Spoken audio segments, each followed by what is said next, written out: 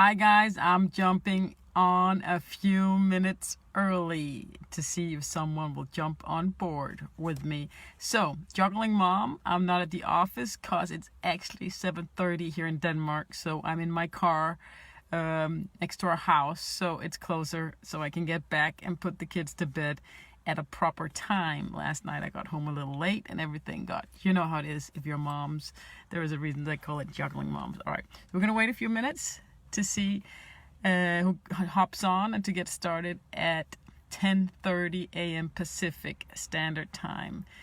And yep, what we're going to talk about today is how can we use honesty and vulnerability. What's the power in it and why should we use it? How can we use it and why should we use it? And how does that tie together with taking responsibility, which is day number 2, the task. Take responsibility and then ask yourself, why does he shut down? So that's what I'm going to talk about.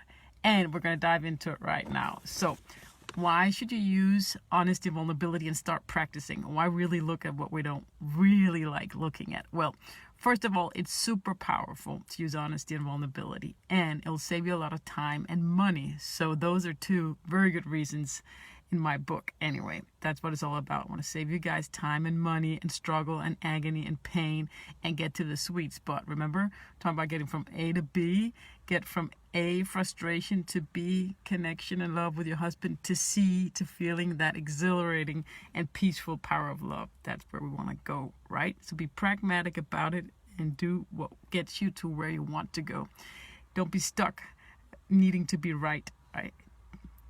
Being right is fine if that's what you want, but if you want to get from A to B to Z, look at these steps, right? Honesty and vulnerability. So when we peel off all our different layers, it all comes down to the same. It all comes down to feeling insecure, deep down, feeling unworthy, having all limiting beliefs and all these kind of things, right? So we can't choose to feel hurt or not. We just do, right? We feel hurt, but we can choose how we react once we register the pain. So the first choice we have is, do we want to be honest or not?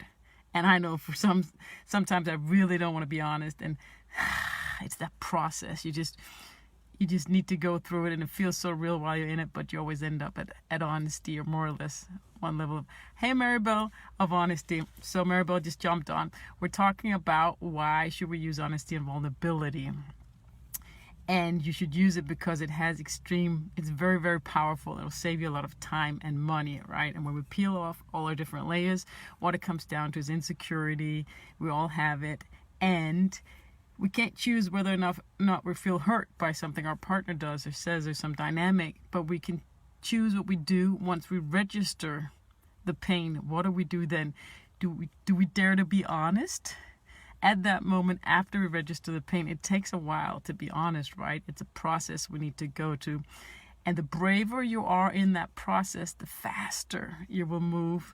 And this is what it all comes down to, right? So I get that we don't want to look and be totally honest. It's not a pretty picture. But the longer you stay and avoid the truth and that horrible picture of yourself and all the wrong you're doing, the longer you're going to stay at the war. So the time it takes to be honest is the time you're stuck making war. We'll get back to that, okay? Our behavior is driven to avoid pain. That's why when we are able to turn off our auto mechanism, our instinct to protect ourselves from pain for just a few seconds, that's when we're able to actually create peace. So you want to shorten the amount of time that you take to get to honesty. And you want to notice how much thought energy am I using right now to explain something? How much do I really need to explain something? Because that's where you'll find the excuses and the justifications that you're making. So notice when you have a really dire need and are sending long text messages, right? I found myself, the longer the text message and the explanation, I found, oh my God, that's the more me justifying what I'm doing that I deep down know is wrong, right? So if I'm reacting out of jealousy and I do something and I snap, then I tell him all these stories about why it's okay how I behaved. And that time is the time that you're at war.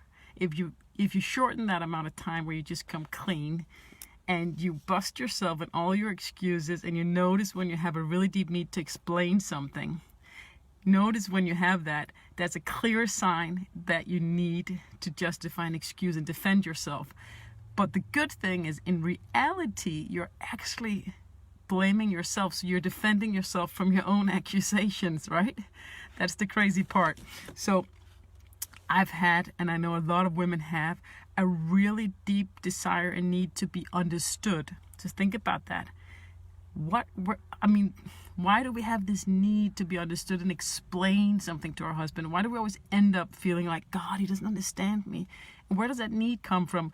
I don't have that need anymore. I really, really had that need. It was just the number one thing I wanted. That's why when he said that sentence to me, where he said, oh, I see. Okay, I never thought about it like that. But when you put it that way, now I understand what you mean. That ended our fight like that fight at the espresso machine. And it did so because I really needed to feel understood. I don't have that need today because I don't need to make excuses. I don't need to make justifications. I don't need outside approval that what I'm doing is okay. Because when it all comes down to it, you're the one that needs to forgive yourself. And you're the one who's actually blaming yourself for showing up in a way that doesn't get you from A, frustration, to B, connecting with your husband, to C, feeling the power of love and filling up your love tank. Once you're getting in your own way of going there, you'll find yourself with a real strong need to be understood and to make excuses and to make justification. I've sent so many long text messages, like so embarrassing to read it, and I just had a need to get out with it. And I would send it, and then I'm fine, and I wouldn't at all think about the fact that he received it and read it. And if I read it on his phone, I'd like, delete, that's so embarrassing to read my own words. But I really had a strong need to get it out of my system, because in reality, it was an excuse I was making for my own behavior.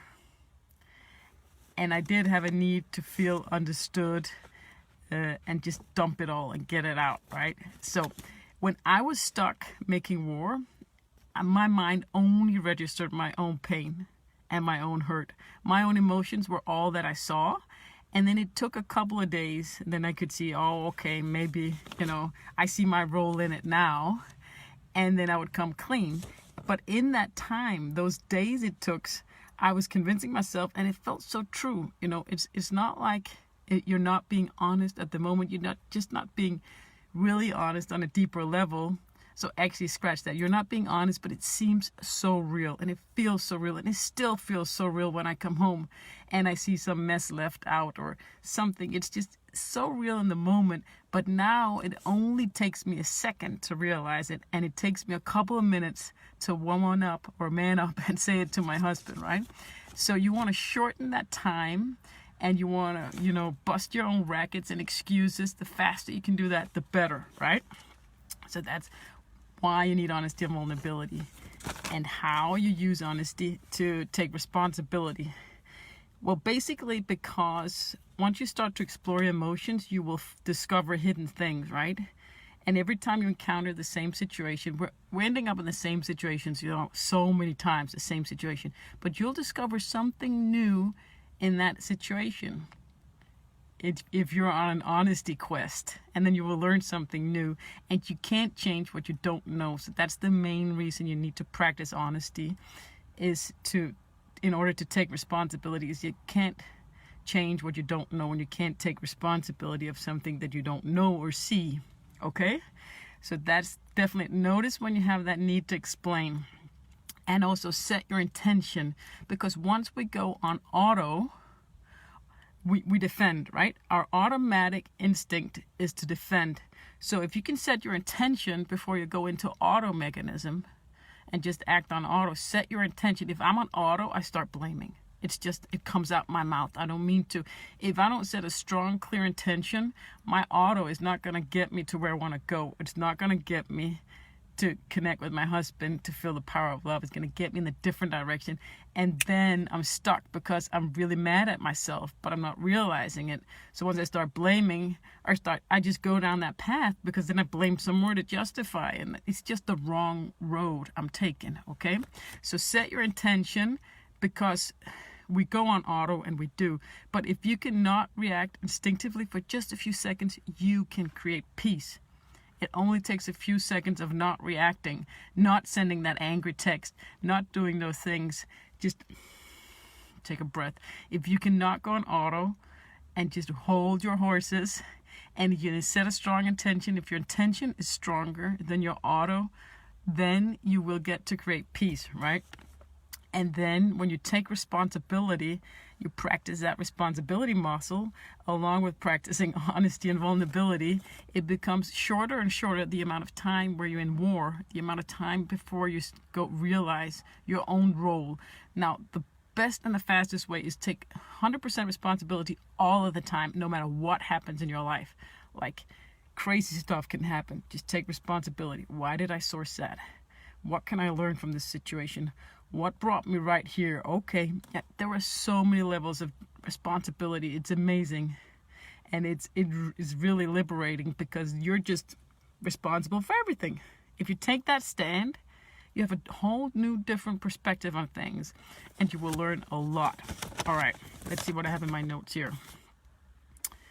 Yes. So I don't have that need for explanation anymore. And my husband might feel the same as when I had that need, or he might feel even more critical of me, but I'm not attached to it, because I'm not defending myself. I'm not under attack, because at the end of the day, it was me blaming me that I felt I had to defend myself and blame him. If I didn't need to defend myself, I wouldn't be giving him the blame all of the time, because no one is under attack, right? All right, I don't need outside approval for my actions through him. So I don't need to explain. I don't have that need for explanation, because I see so clearly that all of that over communication is not helping at all. It's very, very selfish. It has nothing to do with him. It doesn't land with him at all. It's not communication. It's just me blah, blah, blah, blurbing something out just to get it out in the text messaging. And in our arguments and dialogue, it was just my need to be understood. But I don't have that anymore. I don't need him to understand me, because I'm not on trial. I mean, you can look in your husband's eyes and you can feel connection, and you can have a connection on that level. You don't need to have an intellectual connection with your husband regarding emotions, because it doesn't exist. Emotions are emotions. There's nothing intellectual about it.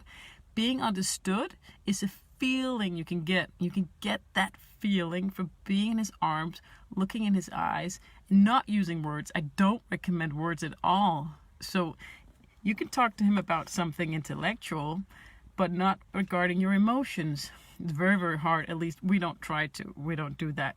We communicate best with body language and just looking into each other's arms and hugging and kissing, because that says so much more. And I often just stop myself from auto blaming and bitching and go over and kiss him, just to stop talking, because I'm not helping myself. I'm not getting to be where I want to be, to connect with him and to get to see to the loving feeling and power of love, right? Okay, so the only text messages I'm sending now, and I used to send so many long ones, it's so embarrassing, is honey, I see it, I take full responsibility. However that lands with him, I'm not really sure, but I see it quickly, and that's the only message I send. I shouldn't have done so-and-so. I take responsibility and I move on. You can use it or not. To him, he's different than me, right? He doesn't want to know what's going on inside my brain all the time. Like, I would love to know where he's at, to feel that connection, but he feels connection differently. He's just in the present moment. He's not planning things. We're complete opposite. So when I send text message to him, I take responsibility, and it's more or less for my own sake, because I do still have a bigger need to communicate with him. Right, so taking responsibility, practicing honesty. Why does he shut down? Think about it from that perspective. Why does he shut down? It's super powerful to just take 100% responsibility. Imagine you're the leader. You're in a company and you're the leader, or you're the king or the queen, or like you're the only one responsible for any situation. You take full responsibility and ownership. But try to look at it from that perspective, because it will get you so much learning. It'll put your war time, it will decrease it. You'll get to reconciliation and reconcile so much faster. You'll get to the loving place so much faster. Maribel, thanks for watching. You're welcome to comment below with questions and just tell us why does he shut down? That's the exercise, right? 5 to 7 reasons how you're showing up that's making him shut down. And I can't wait to see your reply. All right.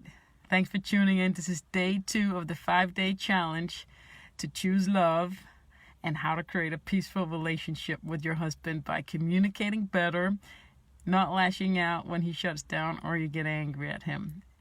This will take you there. You will be able to get out of it. You will realize and see that it's a choice, and you have that choice to choose love, not war.